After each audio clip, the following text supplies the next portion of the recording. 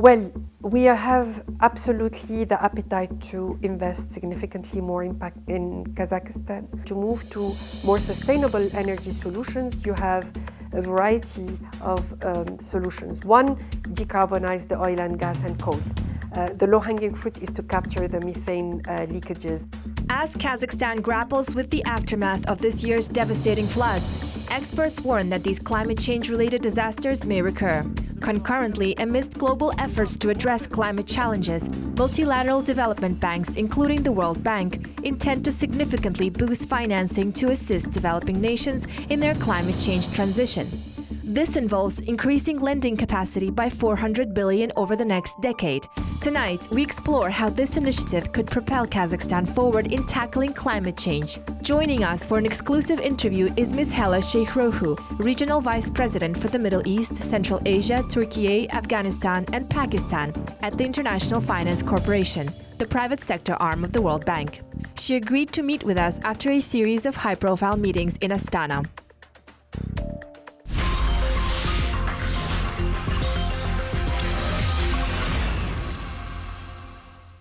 Hi, Ms. Sheikhrouhou. Thank you for joining us on our program today and welcome to Kazakhstan. Thank you for having me. It's a pleasure to be here. I'd like to start with the IFC's mission. The corporation strives to free the world of poverty, and surely this is related to Kazakhstan as well. How does the IFC guarantee that its poverty reduction strategies are aligned with measurable outcomes that help track progress towards these goals? Thank you for that important question. IFC is the largest development finance institution that has a global scope that focuses on the private sector.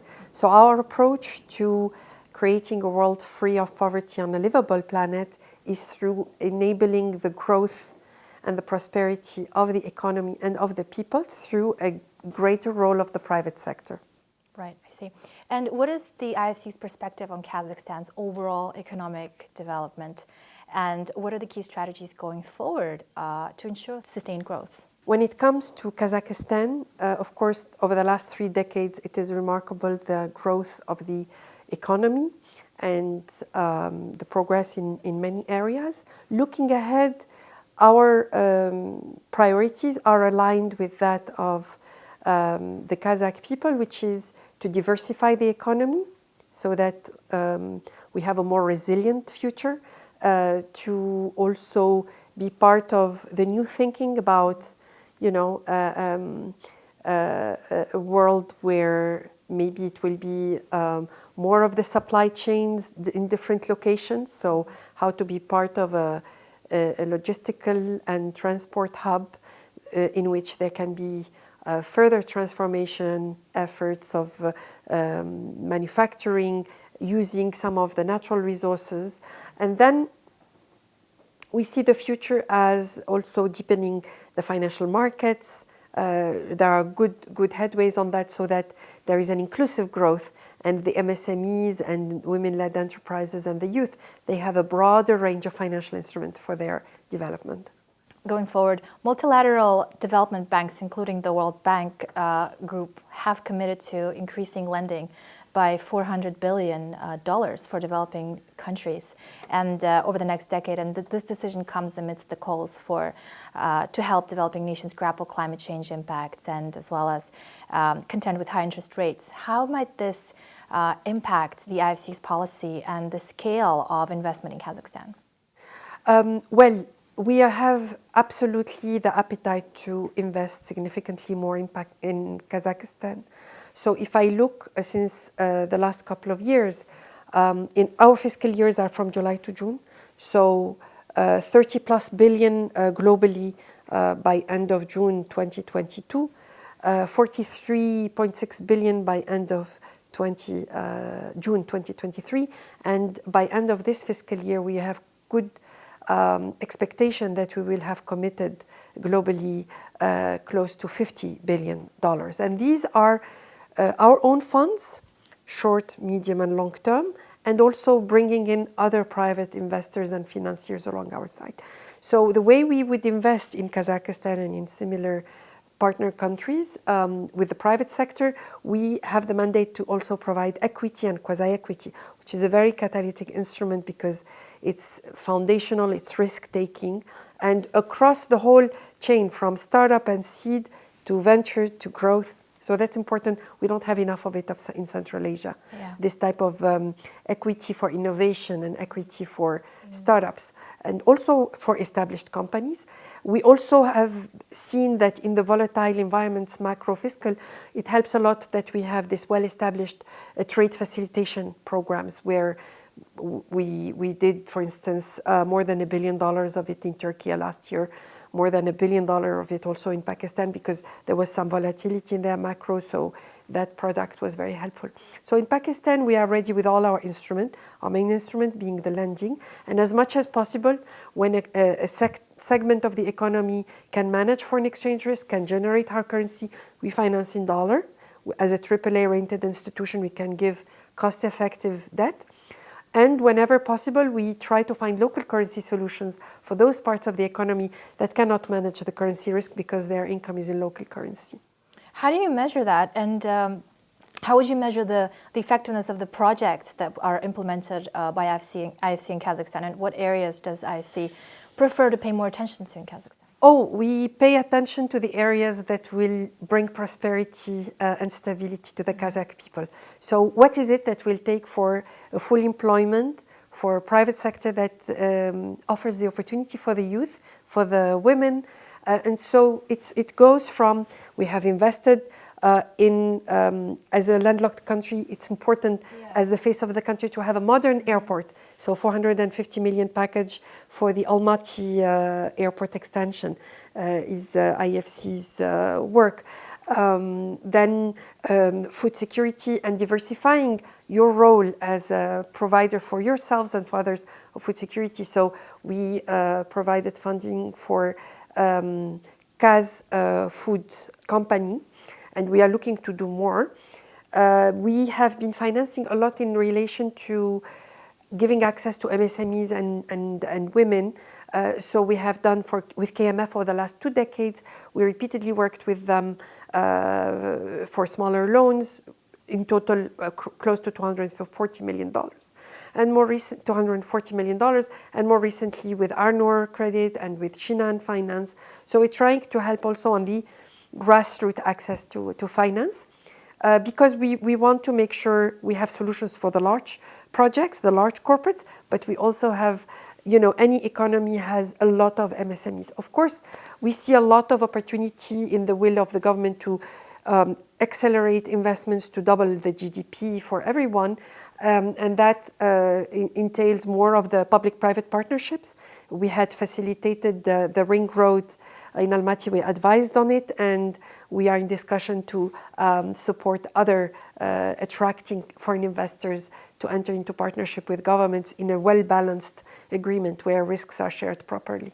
Any new particular projects that you wouldn't mind informing us about? So we are, it's better to wait until we are mandated, but we are looking at areas in relation to infrastructure, whether it's energy infrastructure, whether it's transport infrastructure, and we are very close to announcing some progress on this.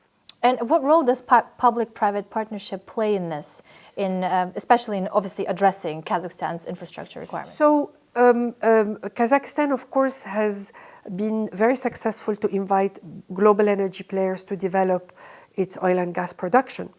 Now the next stage is to invite local and regional and international investors to come in and not only provide electricity or transport infrastructure like the concessioning of the airport, but also, and independent power producers for electricity, for instance, but also looking ahead.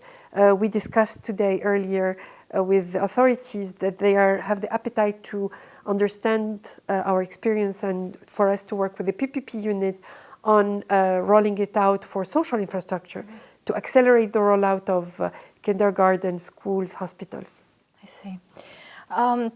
Speaking of institutions, how does the IFC assess its effectiveness of its collaboration with local NGOs and other grassroots partners? And what strategies does it employ to improve accountability within the fund so that local NGOs inadvertently don't become the gatekeepers of social organizations and power?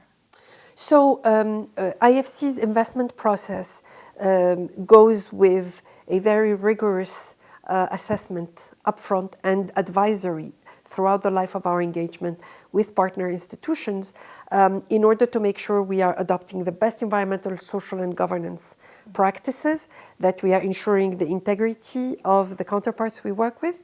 And also we are increasingly assessing the value add of what we bring and how much impact measurable that we're going to have. And as a World Bank Group, one of our new president's initiatives has been the introduction of a corporate scorecard to migrate from measuring how many dollars we brought to how many women were able to access new jobs, how many youth were able to get the kind of training to go on the technology market, etc. Oh, that's nice. That's actually very sustainable. Speaking of that, transitioning to sustainable development, in a previous interview you mentioned that we need to strike a balance between allocating resources and efforts towards addressing water scarcity and transitioning to clean energy resources when addressing climate change in developing countries. Given Kazakhstan's challenges with water resource management, how do these factors impact the transition costs? And what innovative solutions do you believe would effectively address these challenges? So, very important. So if you look at the G7, the EU, the US, they go with a defined comprehensive strategy for each of these industries, where you look at the possible mix of technical solutions, there isn't a silver bullet, and then how to maximize the local value creation within the implementation of this. So when it comes to energy, of course, Kazakhstan is well endowed, and to move to more sustainable energy solutions, you have a variety of solutions. One, decarbonize the oil and gas and coal. The low-hanging fruit is to capture the methane leakages. And of course, Kazakhstan was a leader for a couple of decades on reducing the flaring, where we can see gas being burned, but now has also been, has joined the global methane pledge in COP28, where it's about capturing that methane we cannot smell, we cannot see, which is the natural gas, but which proved actually to be 84 times more damaging to global warming in terms of global warming effect than CO2 for the first couple of decades. So these are cost-effective ways to continue to prosper and reduce the emissions to move to a more sustainable future. This is similarly the transition to heating and cooling systems that are zero carbon, like the surface geothermal, using ground source heat pumps with networked, is a transition we see happening fast in the US with savings. It doesn't mean that it's an arbitration between being more costly and sustainable or being dirty and cheap. We can find that sweet spot depending on the technology. And then for water, of course, Kazakhstan is working on some of the regional initiatives with the upstream countries, Kyrgyzstan and Tajikistan, in terms of water sharing and development of the hydropower. And, you know, with the climate change and the melting of the glaciers, we need to create ways of capturing that fresh water before it disappears forever. Yeah. And also there are non-traditional sources of water that the country can develop over time. On the water topic, according to the old World Bank data from a few years ago, Kazakhstan experiences an annual loss of around $3 billion due to water-related disasters. With the recent floods in the country, is there an expectation that these figures will rise and the lost figures? And furthermore, how does the fund intend to address this challenge? So the important thing is that when you look at these massive floods, which we are all our sympathy with the people of Kazakhstan, the response that happened was such that thankfully there was a limited loss of life. So if you look at the Sendai framework about disaster risk reduction, it's very important to look at the whole prevention, preparedness, and response and relief implementation. So it requires readiness by all the actors, and awareness upfront, the way we build our new urban development, the way we permit, where it makes sense to go, we need to factor in what we know about climate change, because already the world has exceeded 1.2 degrees Celsius of warming. It may sound a little, but these disasters are 1.2, and that's why the world wanted to stay below 1.5 degrees, which we exceeded last year for a bit because of but definitely below 2 degrees. So for sure, Central Asia has seen also some of the impacts of climate change, and also part of it is need for more efficient use. What was adopted in the G20 in 2020 about the circular carbon economy, reduce, reuse, recycle. So it's all a package that we build our resilience by using our resources better, by factoring in the latest science we know about the climate change is happening faster than expected, and also coordinating with the neighbors. I like the fact that Central Asian nations are tending to integrate. Is very important. It reduces the vulnerability of each country alone.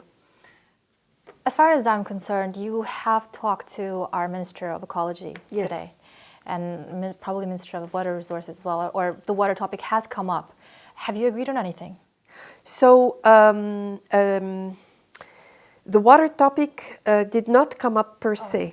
We discussed quite a bit with the Minister of Ecology about the methane, the implementation of the methane pledge, and what I mentioned briefly. We spoke with the Ministry of Economy about strengthening the PPP unit so that it can act on the variety of infrastructure, which includes support to the Ministry of Water on water public-private partnerships. As you know, the ability to use the water well and recycle, reuse is very important. Well, the IFC reports indicate that 60% of financing for clean energy in emerging markets must come from the private sector. In the context of Kazakhstan, what strategies do you believe would be most effective in mobilizing private capital for mitigating these challenges? So, look, it's easy, but it requires discipline. For countries to be really attractive to private sector.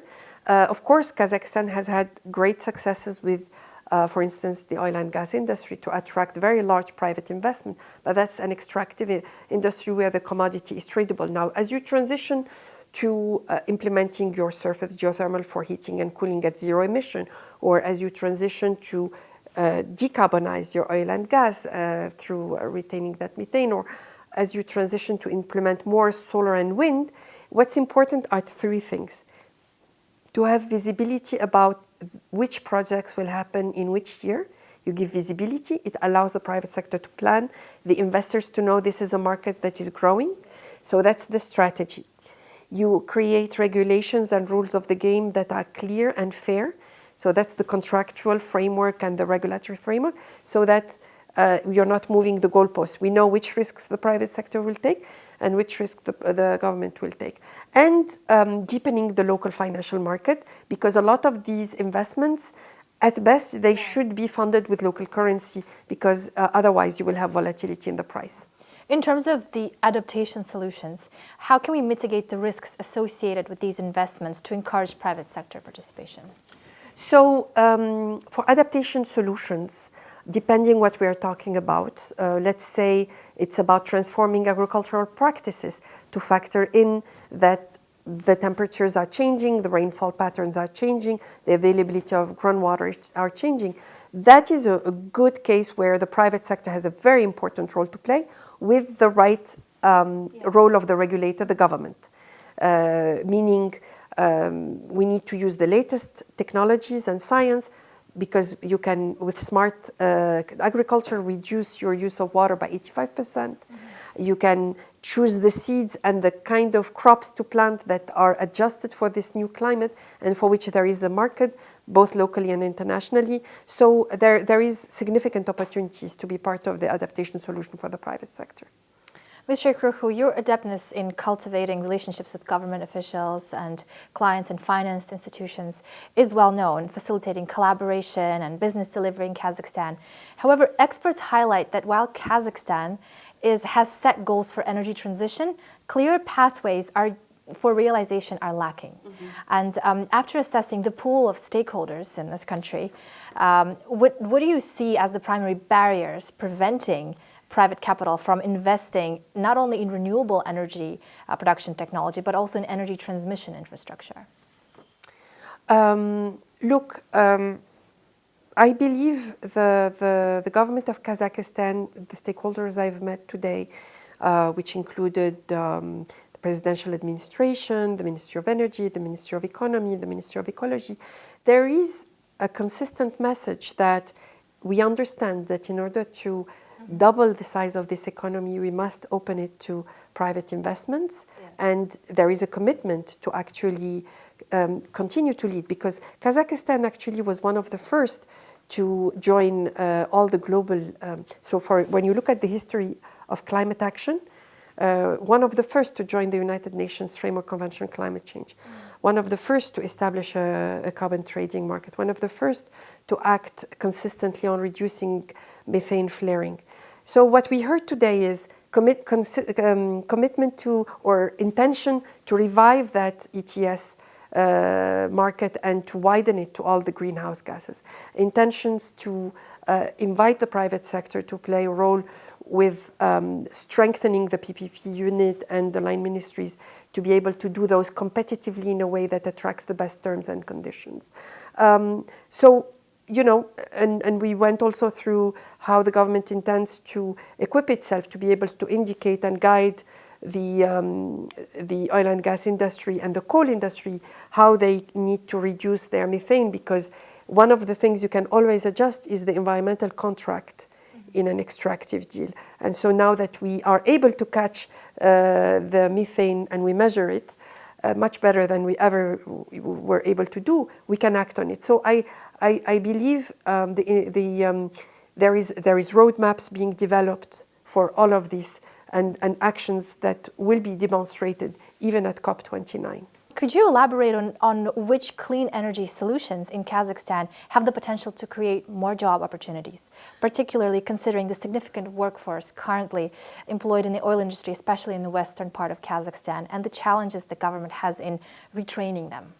So that whole workforce is very useful for the immediate, a couple of immediate areas of growth for using them. One, when you are deploying those solutions to capture that natural gas that is being sent to the atmosphere, it has value. That is the oil and gas industry and the coal industry. Then two, when you are transforming your heating and cooling system, like Europe and the US have done to use, for instance, this really significant change of using networked surface geothermal, that's the same skill mix that is needed for oil and gas industry. And then for other ways of diversifying the economy, the intention to develop more agro-industry, manufacturing, etc., then there is a thinking to be done of how to rethink the incentives, what can be a different way of attracting private sector without having to overly subsidize. So basically, there's specific professional experiences could be used, yes, reused again, or recycled. Yes, I see. Kazakhstan would need to attract at least $1.4 billion from both the private sectors to achieve its ambitious goal of reducing methane emissions by 30% by 2030. The IFC estimates that $400 billion in private capital expenditure would be required to cut down flaring and venting within the oil and gas sector. Additionally, an investment of around $40 million from the public sector is necessary to develop a methane emissions measurement program. Now, moving on to the methane pledge that you have mentioned briefly earlier, let's focus on that a little more. Kazakhstan's recently declared its accession to the global methane pledge, as you said, establishing ambitious target to decrease methane emissions by 30% by 2030. In your opinion, what makes it important for Kazakhstan to prioritize initiatives aimed at mitigating methane emissions? So if we want the world to safely sail through this climate crisis, the one chance we have is to stop the waste of sending natural gas to the atmosphere. It's a valuable good, natural gas, and it is very damaging to the atmosphere. 1 ton of methane, CH4, damages as much as 84 tons of CO2 in terms of creating this global warming effect. It's a greenhouse gas that is very potent. So it is well overdue that the initiative that the US and the EU launched in COP26, which is to acknowledge the issue of methane leakage. And why we are late to the party of, as a world, to the methane leakage, because methane doesn't have a smell and doesn't have a color. You cannot see it being vented and wasted. And it's like wealth of the country being sent to the atmosphere. But sometimes the incentives of the agents, the operators of the energy, are not aligned, or they are not, the rules of the game did not allow countries globally to stop that venting. But this is changing, and changing fast, because the one chance the world has to slow global warming now is to stop that leakage wherever you can, and there are solutions that are very cost effective. Are there any particular technologies that will be brought over to Kazakhstan? So we did, over the last 18 months, we did an in-depth analysis for the case of all the countries I work on, and in particular Kazakhstan, to identify the quantums being vented, like leaked, and what are the top 10 sites or assets from which this is going, and what it would take in terms of technological solution and the approximate costing of those solutions. And we found in any given high leakage site, 4 to 5 accessible technologies, cost effective, and in a CO2 equivalent per ton is a couple of dollars worth. It's very cost effective. It's just simply the authorities, and they are doing that by joining the Methane Pledge, by working on a roadmap, by deciding to have an action plan. They are getting ready, and we are sharing with them the product of our work as one of the inputs to their analysis. So I give you an example, using drones to identify the leakage, like you sniff the methane, and to identify the leakage and repair them. It's OPEX, it's not a CAPEX. So it's an operating expenditure which is not very expensive, but it's very valuable. That methane is valuable, but it's something that does not come to mind to the operators until such time that it becomes mandatory. How does the IFC plan to assist Kazakhstan in achieving its ambitions for the global methane pledge?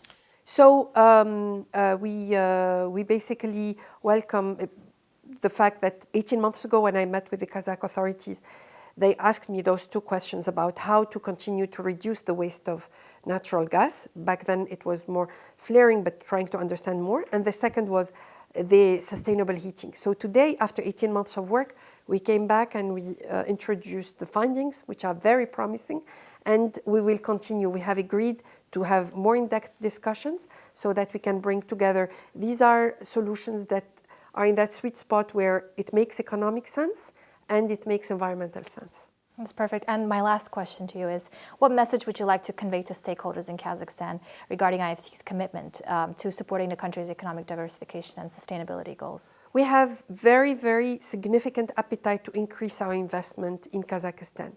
What we need is to have partners, as they say, it takes two to tango. So we are very interested to engage with private entities in Kazakhstan. And we are also working globally with commercially run, well-managed provinces or state-owned enterprises. So we are looking forward to replicating those experiences in Kazakhstan. In the region that I cover, which is 21 countries, including Kazakhstan, we invest annually north of $7.5 billion. I would love for the growth of this trend to include growth in Kazakhstan. Excellent. Well, Ms. Sheikhrouhou, thank you very much for joining us on our program today. It was a pleasure having you. Thank you. Thank you for having me. It was great to chat with you. Thank you.